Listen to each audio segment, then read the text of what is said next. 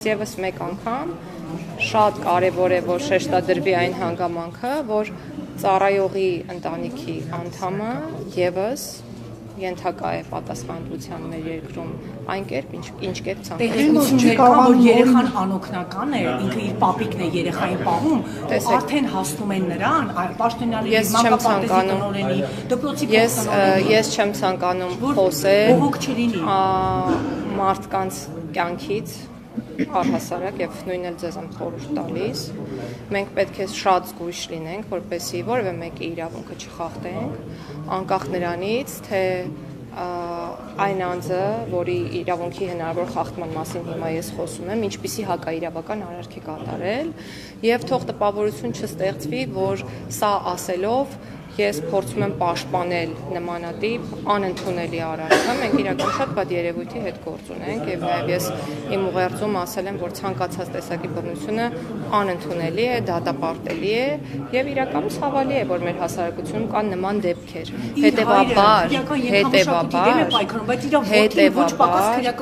Այո,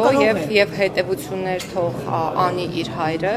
հետևություններ անի ընտանիքը, հետևություններ անի ցանկացած ընտանիք, որը մեծացնում է երեխա այսօր մեր պետությունում, եւ հետևություններ կանենք նաեւ մենք։ Ես ձեզ պատասխանում եմ, դե գիտեք ինչ, հիմա եթե մեր անմիջական արձագանքը լիներ, օրինակ լիազորությունների դադարեցումը, մեզ վստահաբար մեզ վստահաբար մեղադրելու էին նրա մեջ, որ մենք ուղղակի հաշվեհարդար ենք փորձում տեսնել Երեխա դաստիարակել չկարողացող ծառայող ձեզ պետք է որը անգամ եթե երեխային չի կարողանա 100,000-ավոր հանցագործների մենք հստակ գիտենք թե մեզ ինչպիսի ծառայողներ են պետք այդ ծառայողները պետք է լինեն բարևար, անկաշառ, պրոֆեսիոնալ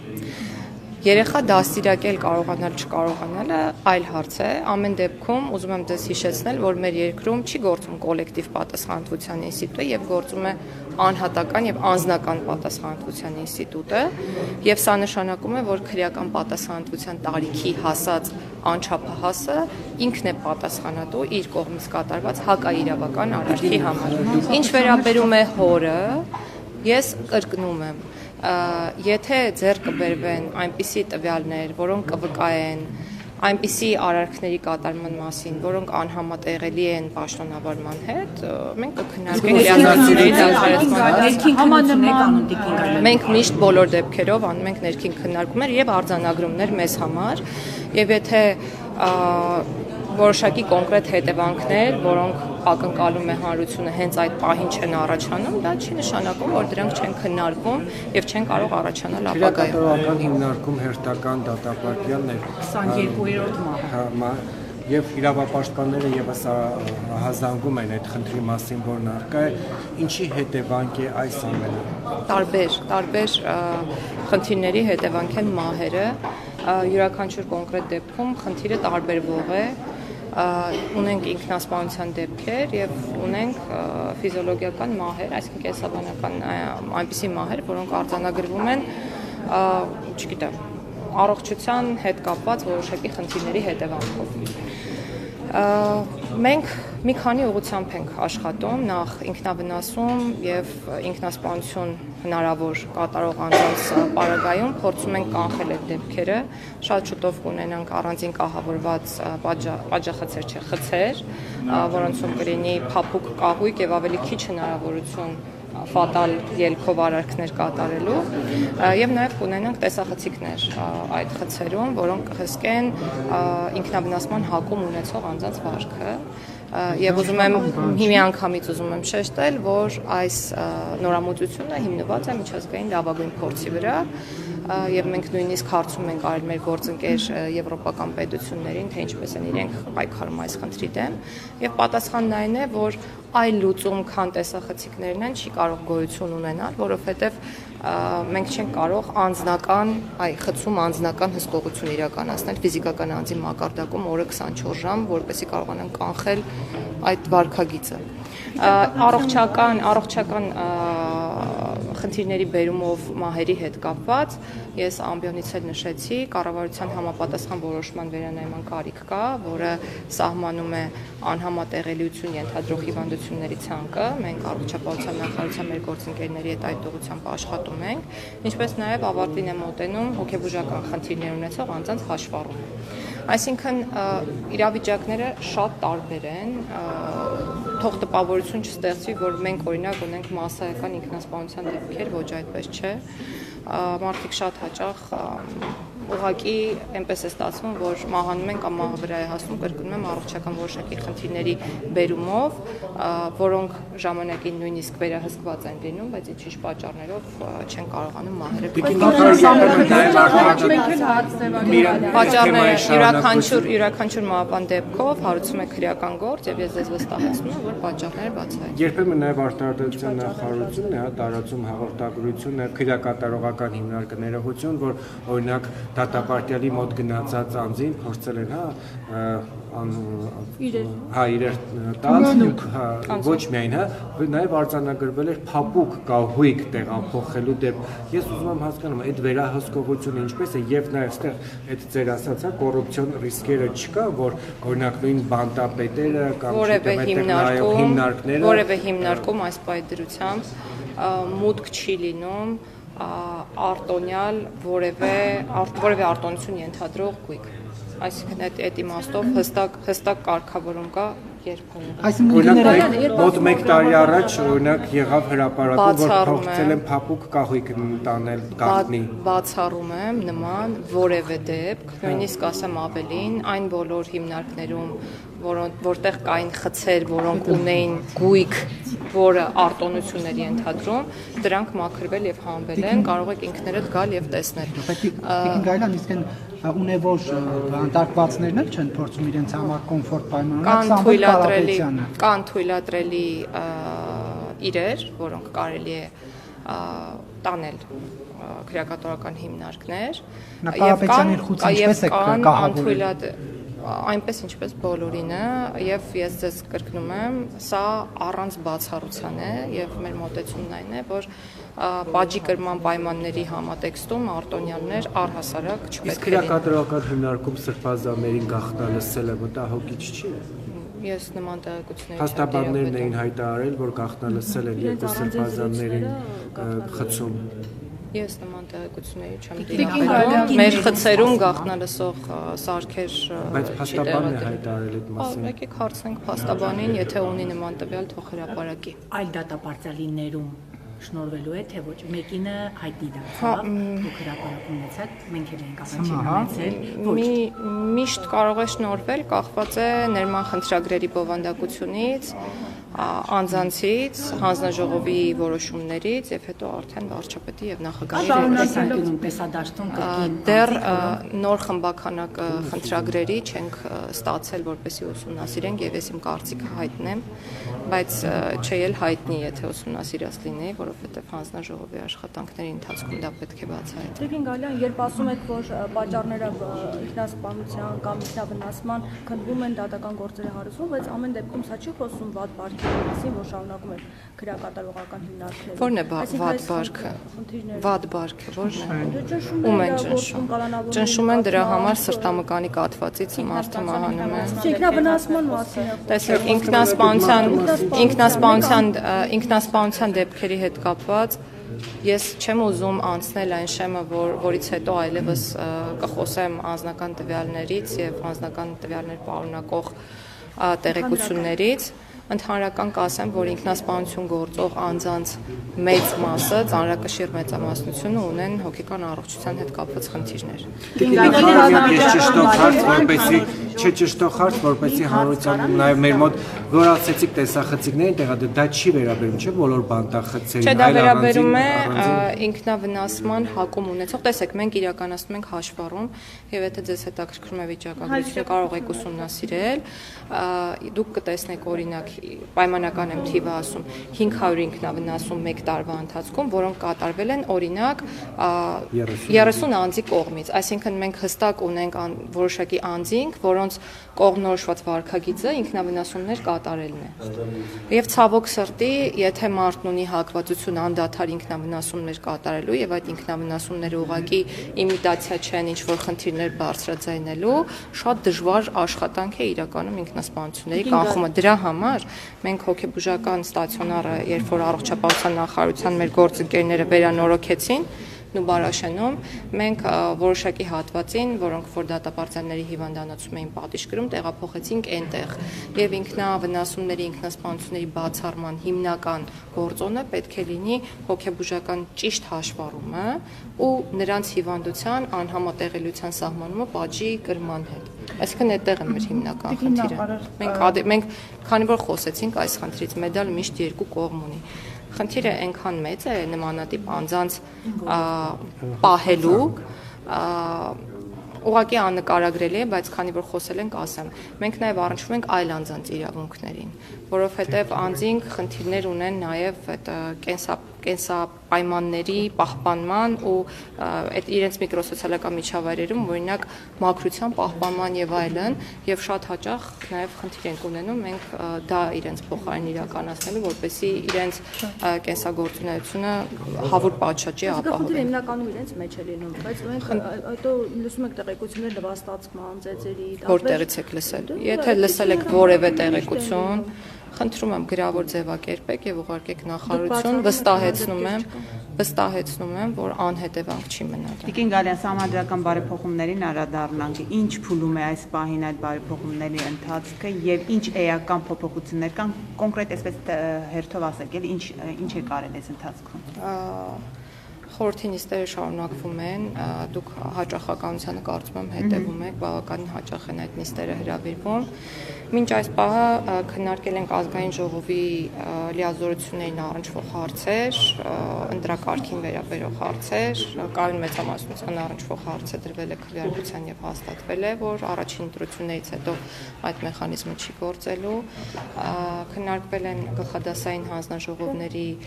լիազորությունների ընդլայնմանը վերաբերող հարցեր, մասնավորապես հաստատվել է այն կոնցեպտը, որ այդ հանձնաժողովները հնարավորություն են ունենալու խորհրդատվական կարծիք տալու գործադիր մարմնում պաշտոններում նշանակվող անձանց վերաբերյալ, ազգային ժողովի ինքնալուծարման վերաբերյալ դրույթն է ընդունվել, ազգային ժողովում էթիկայի մշտական հանձնաժողովի ձևավորման վերաբերյալ դրույթն է քննարկվել եւ ընդունվել։ Վերջին հանդիպման ընթացքում քննարկել ենք դատախազական համակարգի հետ կապված կարգավորումները, քննարկել ենք հնարավոր տարբերակներ դատախազական խորհուրդ ունենալու, որպեսզի այդ բրգաձև կառուցվածքը ինչ որ առումով մեղմվի դատախազական համակարգում եւ մի շարք այլ կարգավորում։ Երբ որ ասում եք ինքնալուծարումը եւ նաեւ մի քիչ բացենք դա եւ կարծես թե ընտրությունների երկրորդ փուլի հետ կապված եւս էական փոփոխություն կա։ Ընտրությունների այս պահին ինքնալուծարման որևէ մեխանիզմ նախատեսված չի, այն դեպքում, երբ որ ազգային ժողովը ցանկանում է ցրվել ժողովրդական լեզվով ասած, մենք այդ հիմքերն ենք նախատեսում սահմանադրական, որպեսզի արհեստական այլ ճանապարհներով լուծարման, որ այդպես չլինի, ավելի բարձեցված ազգային ժողովը ունի կամքը ինքնալուծարում, այսինքն X% նախաձեռնությամբ եւ X% քվեարկությամբ, այս պահին չեմ հիշի, գուցե 1/3-ի առաջարկով, բայց չեմ հիշի եւ 2/3-ի քվեարկությամբ կամ 3/5-ի քվեարկությամբ, խնդրում եմ որպես դոգմա այս թվական տվյալները չընդունել, որովհետեւ իրապես չեմ հիշում այս պահին։ Ինչ վերաբերում է կայուն մեծամասնությանը, ապա ժողովրդավարության ամրապնդման տեսանկյունից գտանք ճիշտ, որ հիմնական առաջին ընտրություններից հետո եթե մեկ կուսակցություն քաղաքական մեծամասնություն չի ձևավորում կամ չի ձևավորվում կոալիցիա, ոչ թե գնանք երկրորդ փուլին, այլ լինեն նոր ընտրություններ, նոր հնարավորություններ ստեղծելով քաղաքական բոլոր ուժերի մասնակցությամբ, որպեսզի ավելի մեծ հնարավորություններ ստեղծեն քաղաքական ուժերին նաև համախմբվելու երկրորդ ընտրությունների։ Մեծամասնություն ունեցող ուժի որոշակի նախընտրություն կամ Երկրորդ ընտրությունների ժամանակ ոչ։ Հավասար պայմաններով գնում են 0-ից, այսինքն մեկնարկային կետից 0-ական նորից լինելու են նոր ընտրություններ եւ նոր ընտրությունների արդյունքներով, եթե կրկին չձևավորվի այդ մեծամասնական ուժը, այդ դեպքում նոր արդեն ունենալու են երկրորդ փուլ ըստ էության այն կարգավորումներով, ինչպիսիք որ այսօր կան։ Տիկին նախարար նախորդ շաբաթ ազգային ժողովին դիմադիր խմբակցությունները լսումներ էին հրավիրել քաղբանտարկյալների թեմայով եւ Եվրոպայի խորհրդի չափանիշները վկայաբերելով ասում էին, որ Հայաստանում շուրջ 80 քաղբանտարկյալ կա։ Խնդրում եմ ասեք ձեր դիտարկմամբ Հայաստանում այսօր կան քաղբանտարկյալներ, թե ոչ, եւ երկրորդ հարց ներման խնդրագրերի թեման զարգացնելով Ազգային ժողովի նախկին պատգամավոր Արմեն Աշոտյանը ճեպազրույցում ասաց, որ Սերժ Սարգսյանի օրոք մարդասիրական ակտ է կատարվել երկու անգամ համաներում 2009 եւ 2011-ում մինչդեռ գործող իշխանությունը նոխանակ բանտերը դատարկելու, բեռնաթափելու նոր բանտարկներով է համաձայնվել։ Որ բանտերը դատարկում ենք, բանտերի շահառուները գալիս են հասարակություն եւ համաներումը իհարկե իրավական գործիք է եւ ես չեմ բացառում դրա կիրառումը ապագայում, բայց ամեն դեպքում փոքրինչ անհասցե է, որովհետեւ այն ֆիլտրը, որի միջով պետք է անցնեն անազատության մեջ գտնվող անձինք, բավականին լայն է։ Այսինքն անհատական մոտեցում այդ պարագայում չկա եւ մեծ է վտանգը, որ այդքան մարդ հասարակություն հայտնվելուց հետո ինչպիսի իրավիճակ է, ավելի գուցե խնդրային իրավիճակ է ստեղծվելու հասարակության մեջ եւ այո մարդասիրական ակտ է այն անձանց համար, ովքեր որ գտնվում են քրեակատորական հիմնարկի պատերից ներս եւ մենք պետք է գնահատենք, թե որքանով է մարդասիրական արարք այն մարդկանց նկատմամբ, որոնք գտնվում են քրեակատորական հիմնարկի պատերից դուրս։ Եվ ուրեմն միանշանակ է, որ պետք է գործիքներ լինեն, որ անձինք հավակնեն պատժից դուրս գալու ավելի վաղ, քան իրենց ժամկետն է հիմնական, ու այս ուղղությամբ գործուն քայլեր ենք ձեռնարկում։ Ես կարող եմ ասել, թե ինչ ենք նույնիսկ անում։ Մենք ուսումնասիրել ենք, այո, նախ նշեմ թվական տվյալներ, մինչ այս պահը, եթե չեմ սխալվում, 151 հոգի դատարանների որոշման պատժից պայմանական վաղակետ ազատվել են։ Եվ այս թիվը աճի միտում ունի, ինչու, որովհետև մենք կատարելագործում ենք այն զեկույցները, որոնք տրամադրվում են քրեակատարական եւ կոմերցիայի ծառայության կողմից, ու նաեւ ուսումնասիրել ենք ու եկել ենք եզրահանգման, որ շատ դեպքերում մերժման հիմք հանդիսանում է տուժողի վնասը հատուցած չլինելը անազատության մեջ գտնվող անձի կողմից եւ առաջիկայում առաջարկելու ենք, որպեսզի դա ոչ թե հանդիսանա որպես մերժման հիմք, այլ հանդիսանա պայման, որ անազատության մեջ գտնվելուց հետո, եթե դատարանի որոշման անձը դուրս գա քրեակատարական հիմնարկից, որոշակի ժամկետում պարտականություն կրի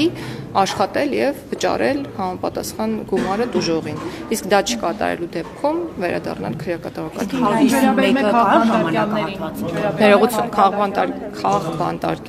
հիմնարկին։ Իմ կարծիքով չկան, ես չգիտեմ դուք ինչ չափանիշների մասին եք խոսում, բայց այդ չափանիշներում